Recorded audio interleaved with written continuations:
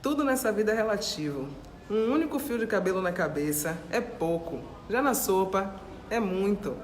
Assim como a chuva, que para o peixe é tranquilo e para a formiga pode ser o fim. Às vezes, só tá faltando a gente levantar, pegar nossa cadeira, mudar de lugar e olhar a vida por outro ângulo. Porque sim, tudo tem dois lados. Bom dia.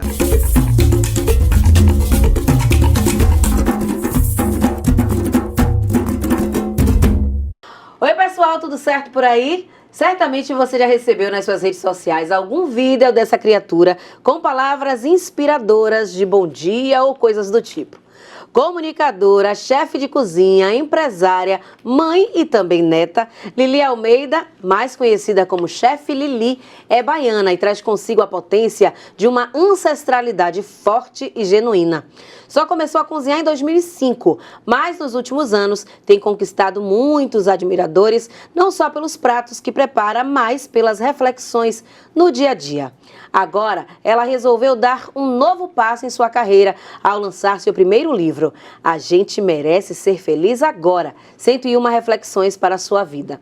O livro está disponível em livrarias de todo o Brasil. E hoje, Lili Almeida está aqui para falar um pouquinho da sua vida, de suas origens e principalmente sobre o poder de acalmar os corações. Uma das coisas que ela defende é: tudo pode ser dito com uma colher de mel na boca. Então, traga a sua doçura, Lili. Tudo bem com você? Tudo ótimo, minha querida. Muito obrigada. Não preciso trazer doçura para cá, porque você já é um pote de mel inteiro.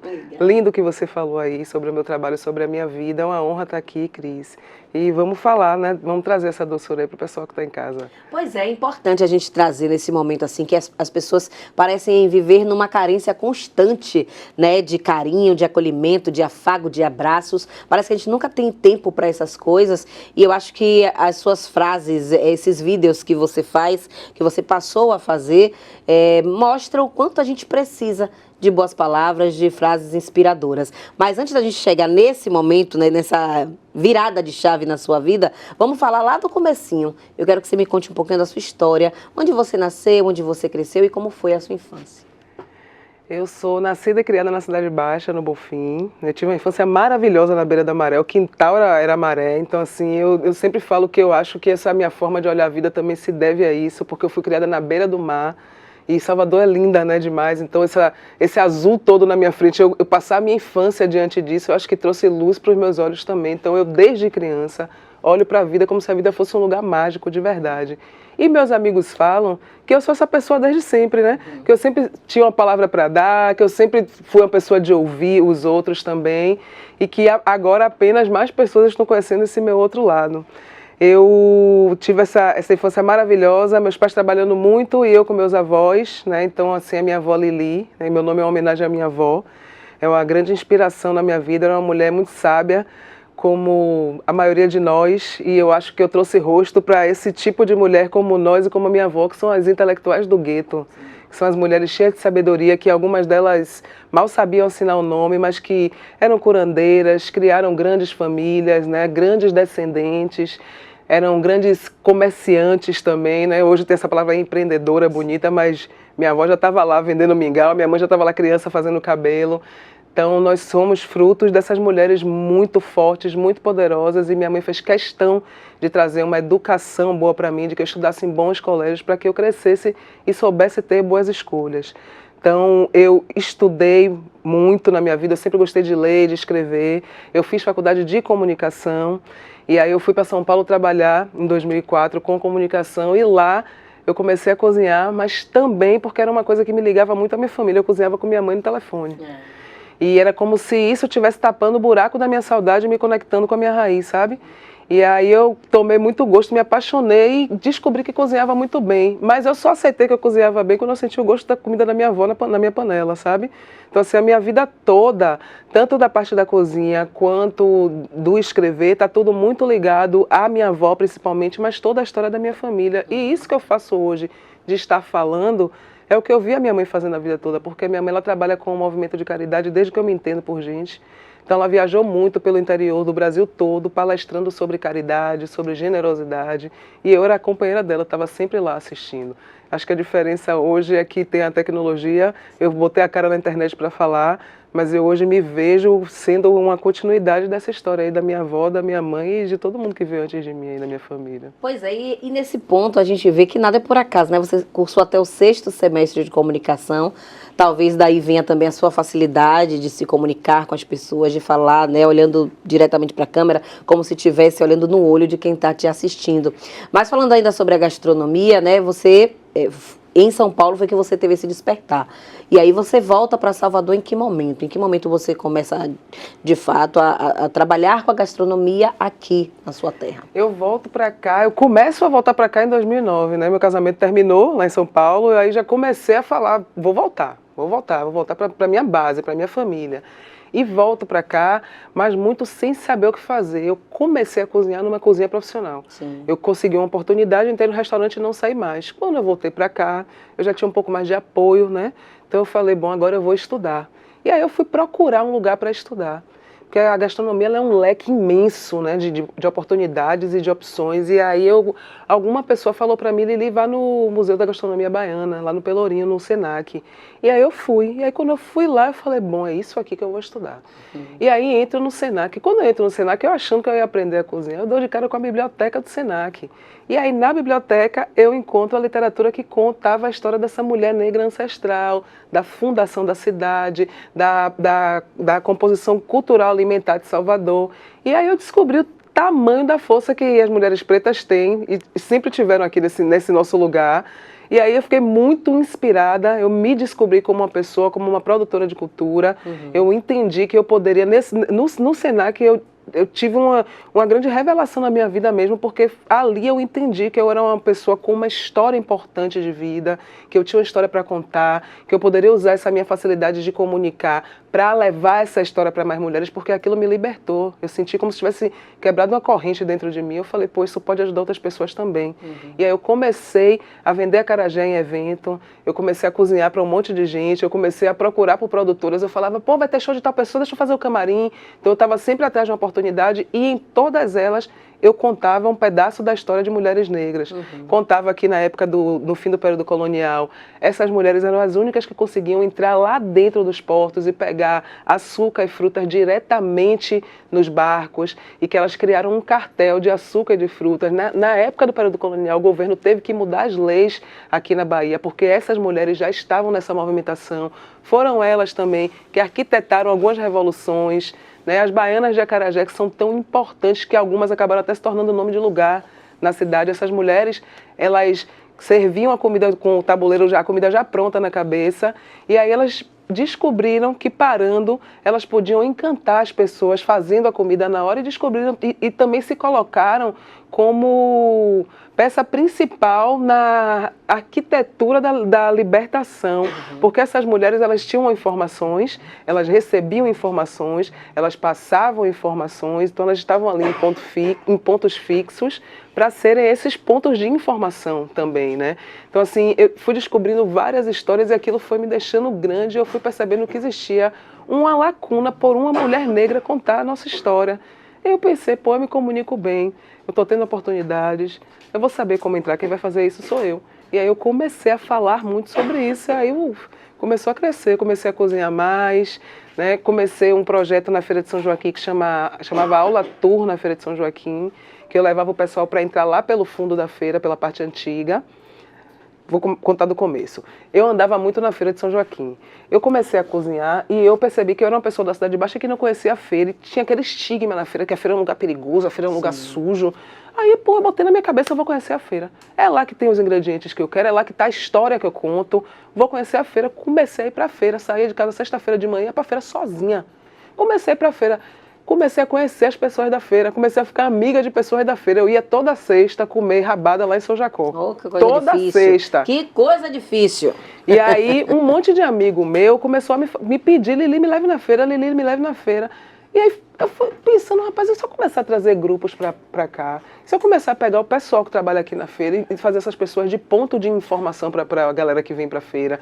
E aí eu montei esse projeto, onde eu levava um grupo, a gente entrava pela Feira Antiga, e aí ia parando em vários pontos da feira, contando a história da Feira de São Joaquim, e no final a gente fazia uma aula de acarajé, dentro da Feira de São Joaquim, já na parte nova da feira, Sim. né? Então, assim, foi um projeto também que me deu muita bagagem e muita bagagem de histórias também sobre o local para contar sobre a Bahia, porque a história da Bahia está viva ali dentro da feira. E aí o trabalho com culinária foi crescendo, eu comecei a atender as pessoas na garagem da minha casa, da casa da minha família. E deu tão certo que aí eu comecei a montar o restaurante, montei o restaurante, só que quando eu estava recebendo meus móveis a pandemia chegou. Eita. E aí eu fechei o restaurante sem inaugurar o restaurante. Sim. E aí eu fiquei muito mal, fiquei muito mal mesmo, porque foi o luto de gente morrendo, foi o medo de morrer, o medo da família, das pessoas mais velhas da família terem algum problema, e todo mundo sem poder trabalhar, tudo fechado. Naquele momento todo, eu aí encontrei com o meu primeiro caderno de cozinha, lá de São Paulo, que era um caderno onde eu escrevia receitas e escrevia também ditados que minha avó falava. E aí quando eu abri esse caderno, que eu vi lá um ditado escrito, eu pensei, veio uma voz assim, ó, cadê a comunicadora? Eu falei, rapaz, velho, isso daqui eu posso fazer alguma coisa agora com isso. E aí fiquei pensando, fiz o primeiro vídeo. E aí eu fiz o primeiro vídeo e fui dormir, né? No outro dia, quando eu acordei, não entendia muito bem ainda como era que funcionava, né, o Reels no Instagram. Quando eu acordei, acho que tinha quase 30 mil visualizações. Pra mim já foi um absurdo aquilo, né? Aí eu pensei assim, rapaz, eu tô deprimida, mas eu não sou burra não, deu bom, vou fazer outro. Vou fazer outro. E aí peguei esse caderno, achei outro ditado, eu falei, embora. Aí eu comecei a pesquisar ditados, né? Comecei a conversar, comecei a escrever os ditados que a gente fala aqui na Bahia. Comecei a procurar ditados que falavam sobre alimentos, sobre alimentar, sobre plantar, sobre colher. E aí começou a crescer. E pra mim é muito doido isso, porque não foi uma carreira planejada, entendeu? Não foi aquilo ali, foi o que me salvou. Até hoje é o que está me salvando, na verdade. E aí, como foi na pandemia, estava todo mundo precisando de um bom dia, estava todo mundo precisando de um abraço, de um sorriso, né? Do axé da Bahia, que todo mundo do Brasil no verão vem para aqui, pega o axé da Bahia para se recarregar. Então foi uma coisa involuntária, mas eu acho que como foi uma coisa feita com coração, com essa história da minha família, porque eu falo para todo mundo que muitas coisas são meu trabalho, mas essas mensagens aí são a minha missão. Esse comunicar aí, ninguém mexe nisso daí. Isso daí sou eu que escrevo, sou eu que gravo, sou eu que edito, sou eu que posto e sou eu que respondo as pessoas, entendeu? Porque eu dou um bom dia e recebo 1.500 de volta. Então isso aí pra mim é um prêmio que Deus botou na minha vida, assim, e é uma honra poder fazer isso. Ah, eu imagino, viu? Eu imagino que realmente o retorno deve ser algo assim surpreendente. Mas falando um pouco dessa mecânica, dessa logística, desses vídeos que você grava, né? Você falou aí que você produz tudo, mas você procurou aprender as técnicas, os segredos de engajamento de rede social? Você buscou estudar mais sobre isso para continuar tendo esse sucesso nas redes, não ser só aquele boom momentâneo por causa da pandemia e depois isso baixar? Ou você foi seguindo? Eu fiz. Depois de um tempo, como a gente estava muito dentro de casa, tudo que a gente fazia era pela internet, né? E eu ficava lá na internet também vendo tudo, né? E quando começou a crescer logo, eu falei, bom, eu vou fazer um curso, eu vou melhorar isso daqui, tá dando certo sem eu saber como é que faz, eu vou começar a estudar. E aí eu comprei um curso online e comecei a fazer o curso. Só que logo que eu comecei a fazer o curso, começou a crescer mais e menos, não consegui terminar de fazer esse curso até hoje. E aí me chamaram para fazer o primeiro trabalho publicitário durante a pandemia. Qual foi? Foi para, pode falar? Pode. Foi para Estomazil. Foi o primeiro que eu fiz, primeira publi que eu fiz. E aí eu já fiquei, meu Deus, um trabalho pela internet, meu Deus, o que é isso? Aí eu fui pedir orientação para a Potira, né, que foi minha primeira empresária, e aí ao invés dela me orientar, ela falou, pô, ia ser uma honra ser sua empresária, e aí começou a me empresariar. E eu trabalhei a pandemia inteira, eu viajei a pandemia inteira, eu fiz tanto exame, recebi tanto cotonete no nariz, muito, porque eu viajei muito trabalhando, e era um período que, tipo, para você viajar ao aeroporto no avião, era uma pessoa em 3 cadeiras, 2 vazias e uma depois, assim, sabe? Tanto que até hoje eu não me acostumei com o aeroporto cheio, porque foi a época que eu comecei a viajar na minha vida, foi durante a pandemia. Então, para mim, o aeroporto era vazio. Depois que passou a pandemia, o aeroporto começou a encher. Toda vez que eu chego lá, eu falo, meu Deus, por que esse aeroporto tá cheio? Que pra mim, eu aprendi naquela época, entendeu? Que tanto de gente é essa? Pois é, e muita gente, Cris, ficava me cobrando do restaurante. Me cobrando, não, Lili, porque, tipo assim, as pessoas achavam que, não, agora você já melhorou, você tá mais feliz, agora volta pro restaurante. E eu fiquei me martirizando com aquela culpa, e depois eu pensei, meu Deus, num momento desse, tudo virou de cabeça para baixo, a vida vem de lá e me dá uma outra oportunidade. Eu falei, se quer saber de uma, eu vou seguir o fluxo. na hora certa eu vou abrir um novo restaurante e vai dar tudo certo, mas eu não vou ficar atrapalhando a minha vida não. E aí eu segui o fluxo e isso aí mudou completamente a minha vida. Eu imagino. Então, no momento, você ainda não retomou essa coisa do restaurante, não tem uma previsão, tá não. deixando ele quietinho. Eu pretendo no ano que vem já recomeçar. Tá. Né? Até antes de abrir um espaço físico, recomeçar já a fazer essa movimentação, através de possibilidades que tem de fazer jantar, de trabalhar com plataformas, enfim. Mas é um pensamento que voltou para mim, que agora eu acho que eu já posso dar uma assentada mesmo, porque eu estava viajando muito para lá e para cá, correndo para lá e para cá. Não estou ainda. Então eu não queria atrapalhar essa outra coisa, né, por uma cobrança que não estava sendo nem tão minha assim. Porque para mim, de verdade, Cris, mais importante é eu estar fazendo uma coisa que me conecte com Deus, que me deixe bem comigo e que me possibilite dar uma melhor vida para mim e para minha família. Com certeza. Então assim, além de tudo, é uma coisa que eu amo fazer, que eu faço bem, que é comunicar. Então eu não vou ficar, né, atrapalhando minha vida. Eu quero ajudar minha vida a me ajudar. Com certeza. E eu sempre fui da comunicação, desde guria. Eu sempre fui muito... Eu apresentava coisa na escola, eu era líder de equipe, eu fazia, acontecia lá na rua, tudo. E quando eu fui estudar comunicação social, eu não sabia muito o que eu queria, mas como eu já tinha essa facilidade de comunicar, eu não sabia nem o que era comunicação social, fui para a faculdade. E durante a pandemia, o meu treino foi já na frente da câmera mesmo. E hoje, quando eu vejo os primeiros vídeos e eu olho para hoje, sabe o que eu penso? Eu ainda posso melhorar muito. Porque eu olho para lá, olho para cá. Nossa, você estava aí falando, eu estava aqui olhando, rapaz, como uma mulher fala bem. E toda oportunidade que eu tenho de estar num lugar com uma pessoa como você, assim, para mim é um aprendizado. Eu estou ali tomando uma aula. Então, eu não vou só para falar da minha história. Eu estou aqui para aprender também. E eu estou me lapidando aí com a vida. Mas eu tenho vontade, sim, de fazer um curso. Eu tinha vontade de fazer um curso de apresentadora, mas eu já fiz muitas coisas nessa área, aí acaba que o tempo fica escasso. Sim. Mas eu vou fazer, sim. Tem que e vou jogar. fazer fono também, entendeu? Sim. Mas eu vou fazer sempre, porque eu acho que a gente pode se melhorar Claro, sempre. sempre podemos. E eu já tive uma oportunidade tão boa, né? O que custa eu tentar me melhorar, né? Exatamente. Então, tá tendo, né? A vida tá aí com as portas abertas para você. Fale dessa experiência, desse programa, desse reality que você participou, Mestres do Sabor. Como é que foi? Como é que veio o convite para você participar? E como é que foi esse processo todo, você estando ali? Foi incrível, assim. Eles entraram em contato direto comigo, a Rede Globo me ligou, pedindo para eu ir lá, que eles queriam conversar comigo. Aí eu fui, eles já explicaram, a gente vai lançar um reality. Eu fui convidada para participar do Big Brother. Sim. E eu participei da seleção, fiz tudo, fui até a final. E nessa final aí, que estavam os diretores da Globo, eu muito perdida naquela situação, né? Tanto que Boninho estava na minha frente, eu nem sabia quem era Boninho. Depois que eu falei, era ele. E aí depois ele falou pra mim que no Mestre do Sabor, que na seleção do Big Brother ele me selecionou pro Mestre do Sabor. Sim. Porque ele já estava com o programa já confirmado e estreado 6 meses depois. E aí eles viram ali uma personagem pra entrar no programa. Tanto que eu fui a primeira pessoa a entrar na primeira edição, né? E foi incrível porque é a oportunidade de você, pra mim, eu conheci chefes de cozinha incríveis do Brasil inteiro. Eu aprendi muito sobre cozinha, mas também sobre relacionamento, sobre humanidade, sobre diferença cultural. E estar dentro da Globo para uma pessoa que é da comunicação é um grande privilégio, assim, porque eu sinceramente não tenho uma queixa para fazer, não tenho uma... Porque desde a hora do contato até a hora que devolve você para sua casa, até o contrato que se encerra meses depois, é tudo muito certo, é tudo muito profissional mesmo. E aí eu saí de lá com meu olho brilhando, assim, porque eu pensei, eu fui convidada para estar aqui nesse programa agora. Isso para mim é uma coisa que, independente do que as pessoas pensem, independente do meu desempenho aqui dentro, do que eu esperava de mim, é uma coisa que me valida muito comigo mesma, entendeu? E aí eu saí de lá já, tanto que no final, quando eu saí do programa, me perguntaram o que é que eu queria fazer a partir dali. Eu falei que eu queria ter a oportunidade de colocar uma gota de brilho no olho das pessoas, porque era isso que eu estava recebendo da vida, sabe? Então, eu saí de lá transformada já em outra pessoa. E as pessoas, Cris, sempre me perguntam isso, mas sempre me perguntam isso achando que isso daí foi a maior coisa da minha vida. Foi incrível, foi uma das maiores coisas, assim, profissionais. Experiência, né? Mas... quando a gente lançou o livro ficou em pré-venda há um tempo.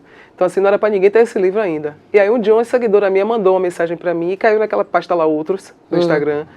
E aí tinha uma foto borrada, né? Eu aí cliquei na foto. Quando eu cliquei na foto, era ela sentada na cama dela com o meu livro na mão. Ah, meu Deus. Sabe?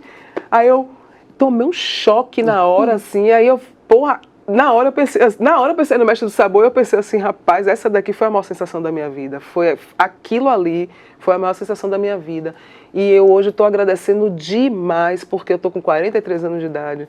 Eu sou uma mulher preta, da periferia, sou mãe solo, né? Vim dessa correria de minha mãe, sempre na correria de vida para dar educação para a gente. E hoje lancei um livro que está sendo super bem recebido, né? Vou participar da Bienal, a convite da Amazon e da Editora Planeta, que lançou meu livro.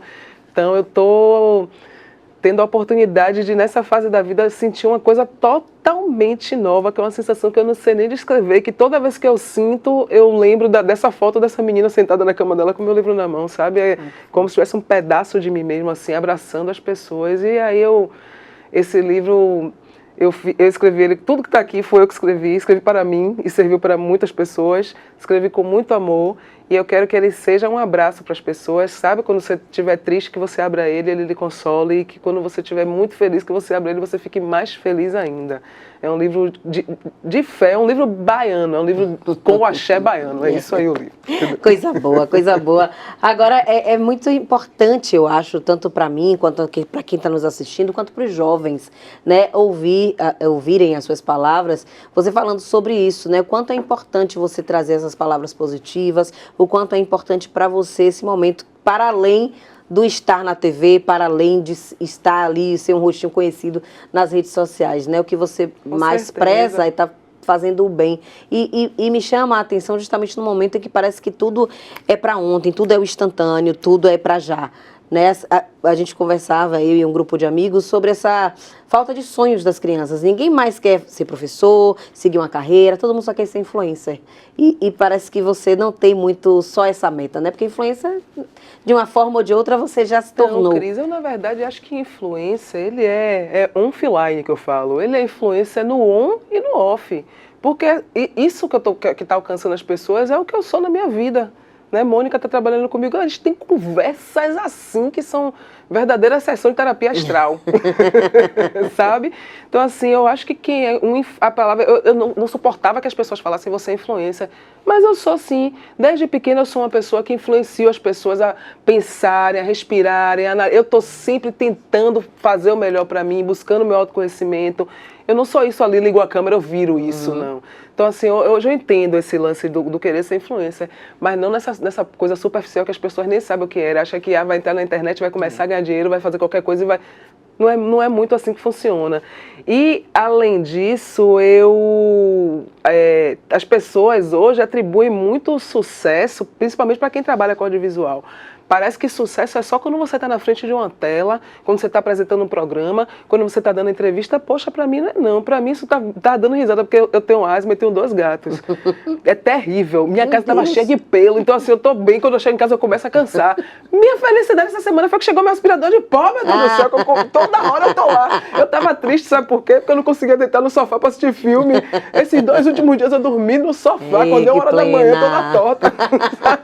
Então assim, sucesso para mim é eu poder hoje ter as coisas que eu quero e que eu preciso, é eu conseguir pagar meus funcionários, né? Às vezes eu estou sem dinheiro nenhum, mas eu paguei minha equipe toda, eu entendo que a minha história está sendo construída, eu pago todas as minhas contas, isso para mim é um grande sucesso, sabe? Certeza. É minha mãe querer fazer uma viagem e eu poder presentear ela de alguma forma, é minha família precisar de alguma coisa e eu poder ajudar, é saber que eu posso contar com a minha família. Sucesso são muitas coisas, né? E hoje parece que sucesso é só quando você está ali, não é não, sucesso é ter paz, sucesso é você poder descansar, poder viajar, são várias outras coisas. Então eu, sim, sou influencer, mas eu também estou hoje tendo noção de que eu tenho empresas e posso ter mais, eu tenho imóveis, eu posso viver também disso, eu posso ver oportunidade em vários lugares, e isso tudo usando o que eu tenho, usando o meu talento e sem passar por cima de ninguém, né? Eu já tenho coisa demais, assim, que Deus me deu, que meus pais fizeram para eu ter,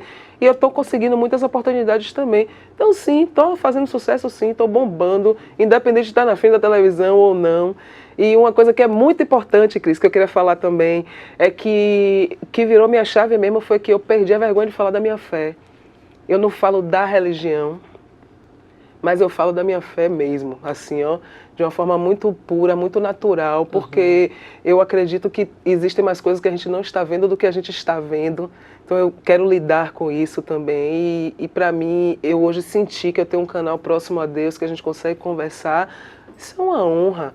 Para mim é maravilhoso porque as pessoas escrevem para mim e falam para mim assim, Lili, Deus te usou para trazer uma palavra para mim. Eu acho que isso é o elogio mais bonito que eu posso ouvir na minha vida, entendeu? Então, poxa, para mim fazer esse trabalho é uma honra. O lançamento aqui de Salvador, minha filmmaker falou para mim que estava cansada só de me olhar, porque eu fiquei 2 horas assinando o livro. E ela falou, Lili, todo mundo que chegava perto de você olhava no olho da pessoa, você conversava com a pessoa e você levantava para tirar uma foto. Aí eu falei, minha filha, 1 milhão de pessoas que me seguem, que nunca me viram de perto. Isso daí é o mínimo que eu posso fazer. Com certeza. É olhar no olho, é dar um abraço e agradecer. Para mim é uma honra estar fazendo esse trabalho, é uma oportunidade. Estou viva, vivendo demais.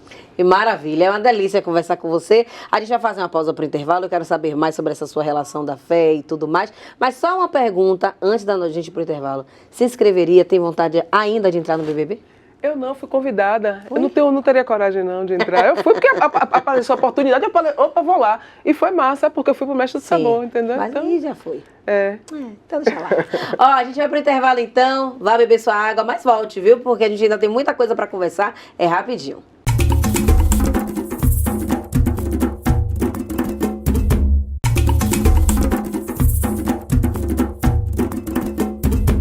Olá, eu sou Jaime Nascimento, professor historiador. Estou aqui para conversar com vocês hoje sobre uma das grandes personalidades negras da história da Bahia, Francisco Dias Coelho. Francisco Dias Coelho nasceu em Morro do Chapéu em dezembro de 1864. Negro, mas livre, família de pequenos sitiantes, na verdade de pulseiros. Logo no início de sua vida, buscou caminhos para uma melhoria da qualidade de vida dele e da família. Por isso, logo cedo, se interessou por estudar e teve a sorte de ser apadrinhado por um coronel Pedro Fernandes, lá da região de Morro do Chapéu. Jovem, aos 17 anos, foi contratado, foi indicado pelo padrinho para trabalhar como farmacêutico. Em seguida, foi inserido como escrivão do cartório de notas e também do registro civil.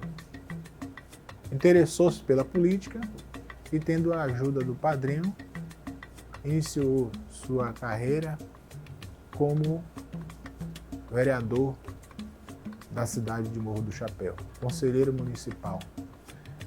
Tendo disputado a primeira eleição como candidato a intendente, equivalente a prefeito na época, em 1902, exatamente contra o seu padrinho, Pedro Fernandes. Ainda jovem, se envolveu com o comércio, a exportação de minério. Fez fortuna, pois descobriu o valor de um mineral chamado carbonato ou carbonado, que era usado nas perfurações de minas como ponta de broca. Minério muito valorizado em vários países da Europa, razão pela qual ele fez fortuna. Rico e influente, resolveu fazer a política a sua principal atividade. Muito inteligente, entendeu que para isso precisava aumentar o número de eleitores a seu favor. Então, resolveu patrocinar a abertura de escolas. Na época, muito comum que as pessoas ensinassem, ministrassem aulas em suas próprias residências.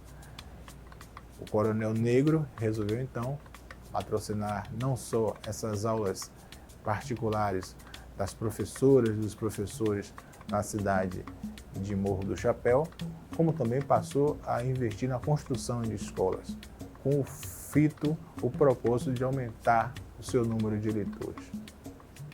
Foi assim que conseguiu se eleger vereador, conselheiro municipal e, em seguida, presidente do Conselho Municipal e virtual intendente interino, já que a intendência era praticada por um indivíduo sem um vice e o natural substituto era o presidente do Conselho Municipal.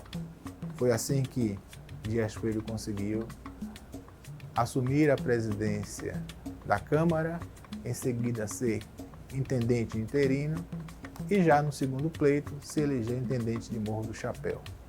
Rico e visionário, ligado ao grupo político de José Joaquim Seabra, o JJ Seabra, governador da Bahia entre 1912 e 16 e depois de 20 a 24, Dias Coelho resolve imitar o projeto de renovação urbana de Salvador em Morro do Chapéu, com uma pequena diferença.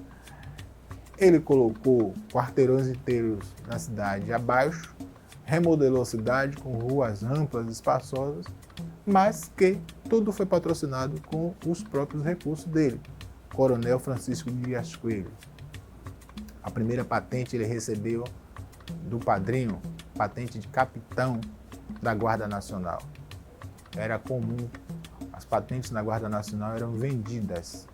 Não era uma carreira militar, mas sim uma milícia, neste caso milícia, no melhor sentido. Portanto, as patentes eram vendidas. E foi assim que ele, depois de capitão, comprou para si mesmo a patente de coronel da Guarda Nacional e também um registro muito importante. Foi ele, o coronel Francisco Dias Coelho, coronel negro da Chapada Diamantina, que deu a primeira patente ao então mais famoso, futuro mais famoso coronel da história da Bahia, o coronel Horácio de Matos, que construiu história e descendência na região da Chapada Diamantina. Pois foi ele, Dias Coelho, que deu de presente a primeira patente de Horácio de Matos, patente de capitão da Guarda Nacional.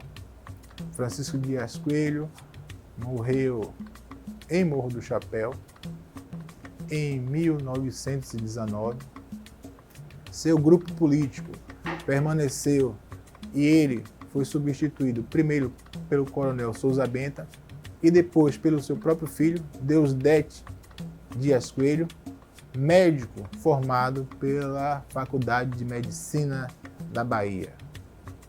Sua memória continua sendo reverenciada em toda a região da Chapada Diamantina, embora a sua história seja pouco conhecida de todo o povo, de toda a gente da Bahia e do Brasil, que ignoram que existiu na Chapada Diamantina entre o final do século XIX e o início do século XX, essa personalidade interessantíssima, importantíssima, o coronel negro da Chapada, Francisco Dias Coelho.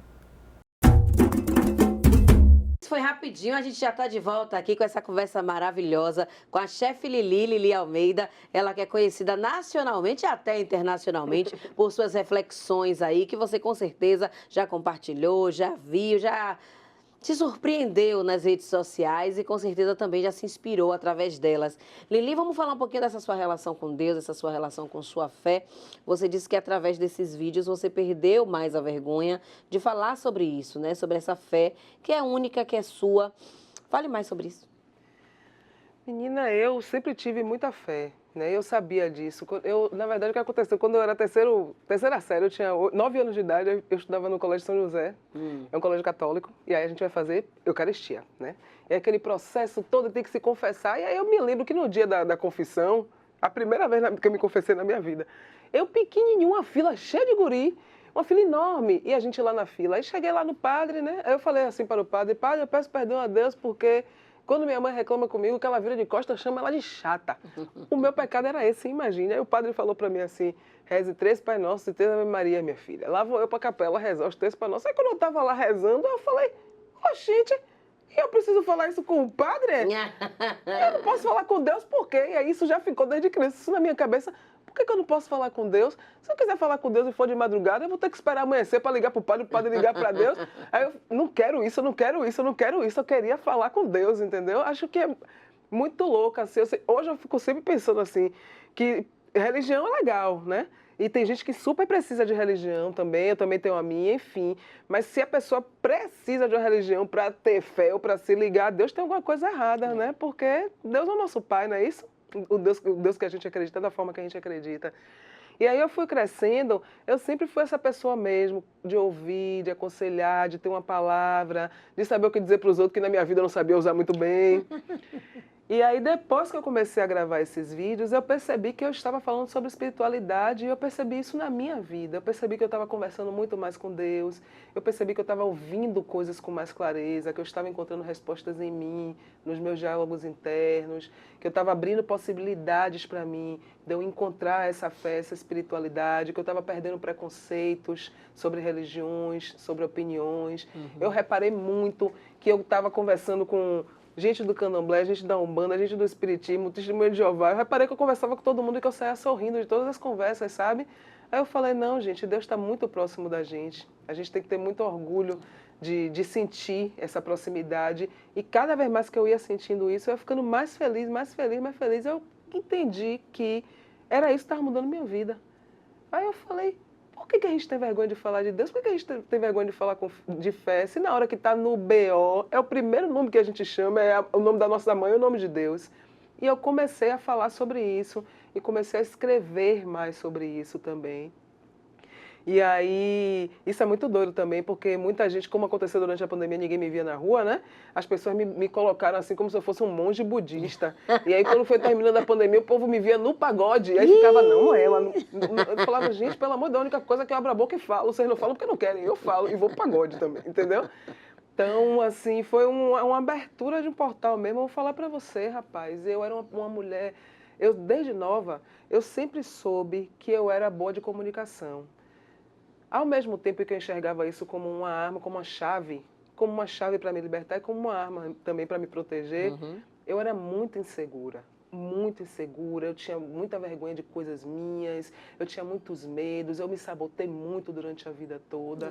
E depois desse período que eu comecei a escrever, que eu comecei a gravar esses vídeos, que eu comecei a me aproximar mais da minha fé, eu fiquei livre. Eu confio em mim.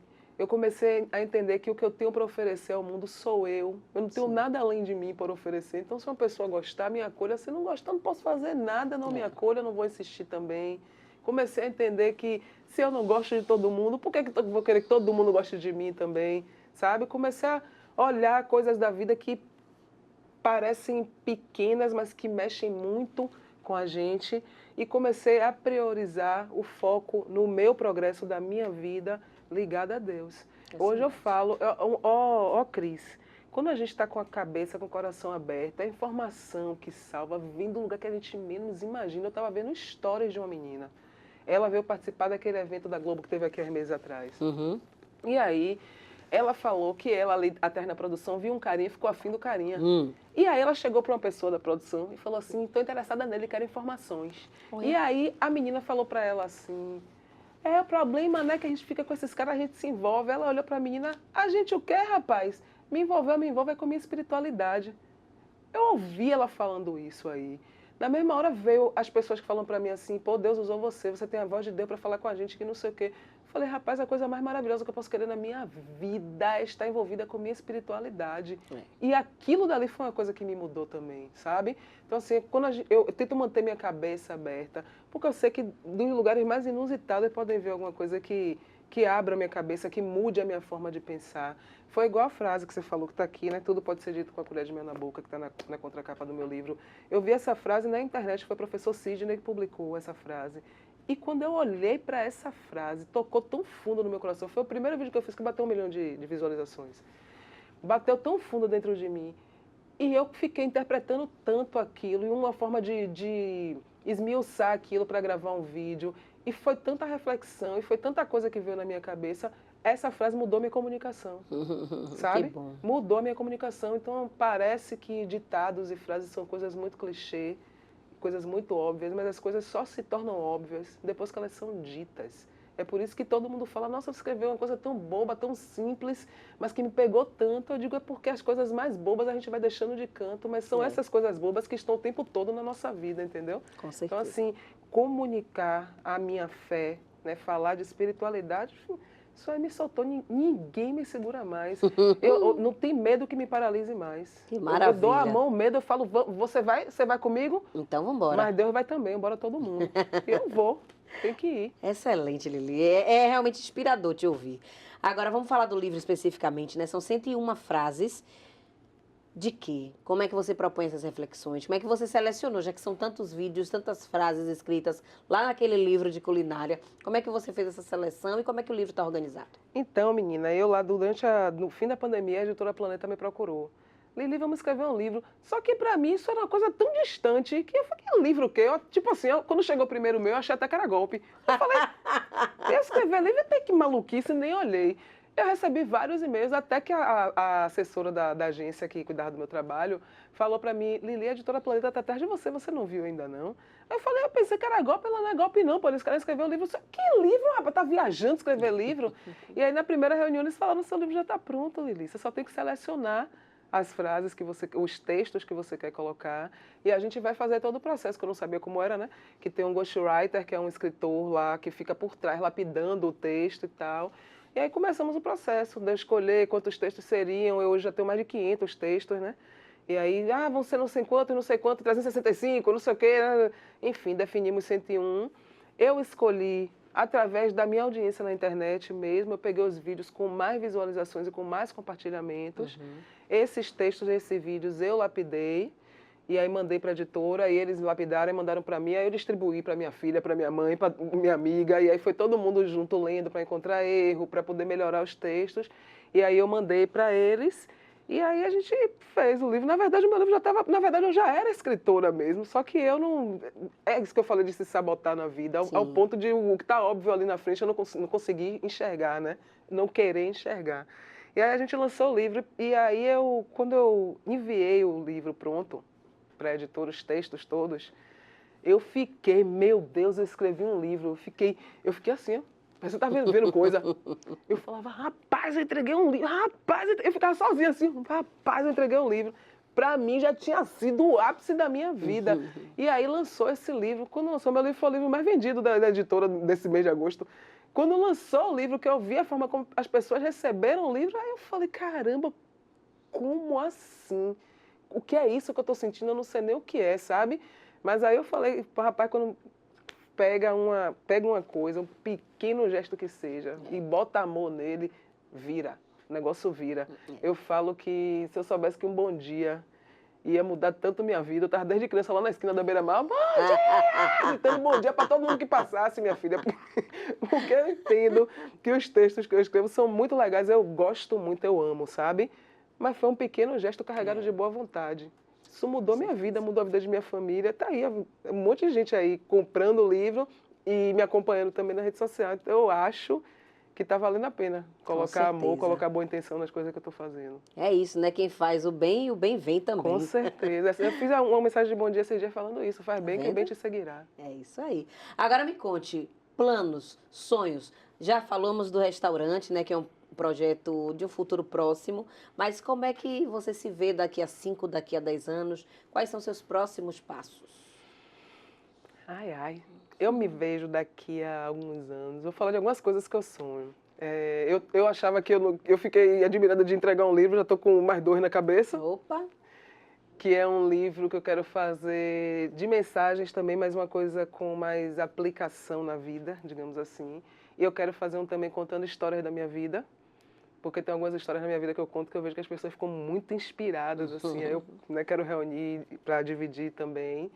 Eu quero estar podendo receber as pessoas no meu restaurante, eu estando lá, né? Porque eu sei que muita gente me procura porque quer me ver, na verdade. Sim. Eu quero ter um espaço bem legal, levar uma experiência para as pessoas e estar lá para acompanhar isso também. Eu quero estar na minha casa própria, né? Que eu moro numa casa muito boa e eu e minha família, a gente tem uma casa, mas a gente está querendo comprar e construir também uma casa. O que mais que eu quero? Eu quero um monte de coisa. E eu quero continuar com meu pé firme no chão para sentir minha vida acontecendo, entendeu? Não quero viajar na maionese, não quero nada disso. Depois que eu lancei o livro, eu entendi quando eu via um artista falando assim, tudo que a gente faz é para os nossos fãs. Eu não sou artista, né? Sou uma pessoa pública. Mas eu entendi essa frase. E é verdade mesmo isso aí. Eu quero poder, com o meu trabalho, continuar inspirando as pessoas. É isso que eu quero fazer da minha vida. Eu quero inspirar as pessoas. Que delícia, Lili. A gente já está chegando ao finalzinho da nossa gravação, mas eu queria pedir para você selecionar já desse livro, dessas 101 frases, aquela que você pode passar para o nosso público, para o nosso... Já está selecionada aqui. É mesmo? Lógico. Menina, ela já veio pronta. Lógico. Eu gosto assim. Essa mensagem aqui, eu gosto de ler ela porque ela é linda. Lembro às vezes, quando eu tô triste, quando eu tô mal, eu entro no meu Instagram e começo a assistir um monte de vídeo meu, sabia? Ai, que ótimo. E eu choro, eu fico tão emocionada, porque eu falo, caramba, Deus estava soprando no meu ouvido, porque tem coisa que eu nem me lembro que eu escrevi. Tem coisa que eu escrevi que é tão bonita que eu fico... Meu Deus, como foi? Não fui eu que fiz isso, não. O que foi que estava dentro de mim nessa hora, sabe? É o momento, né? A emoção do momento. E eu fico... eu realmente ser considerada um instrumento de Deus é uma honra imensa na minha vida. É uma coisa que eu não sei como e não terei como agradecer. Esse daqui é o que dá o nome, o título do livro, A Gente Merece Ser Feliz Agora. Vou te dizer uma coisa. Se a gente for esperar ficar tudo bem na vida para ser feliz, a gente morre sem dar a primeira gargalhada. Na teoria, todo mundo quer voar, mas na prática, o medo trava tudo. Abre o olho, você está vivo agora. A gente faz planos para o futuro, mas faz o nosso melhor para ser feliz agora. Porque o agora é o único tempo que existe para viver e a gente merece ser feliz agora. Abrace sua vida e faça ela brilhar. Coloque sua alma por onde passar. Você é o único caminho que você tem para chegar nos seus sonhos. Se abençoe, ilumine seus passos e por onde passar, acenda a sua luz e coloque tudo para brilhar. Você é uma ponte de luz, não deixe ninguém nunca tratar você como um buraco no meio da pista. Cruze com você e volte para você mesmo quantas vezes for preciso, mas continue seguindo o seu caminho. Apenas você pode fazer a sua parte, apenas você pode seguir o seu caminho. Bom dia. Eita!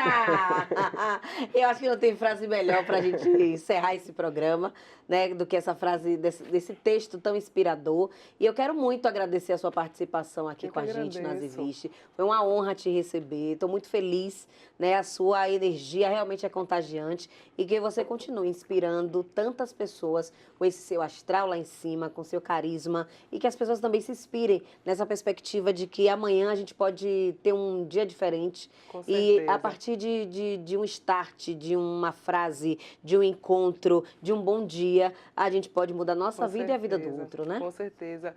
E ficar ligado também, gente, que a felicidade não é um lugar que a gente vai chegar lá, não é um pódio, a gente vai chegar lá e vai botar a mão nela, não. Ficar atento, que isso daqui para mim é uma felicidade hoje.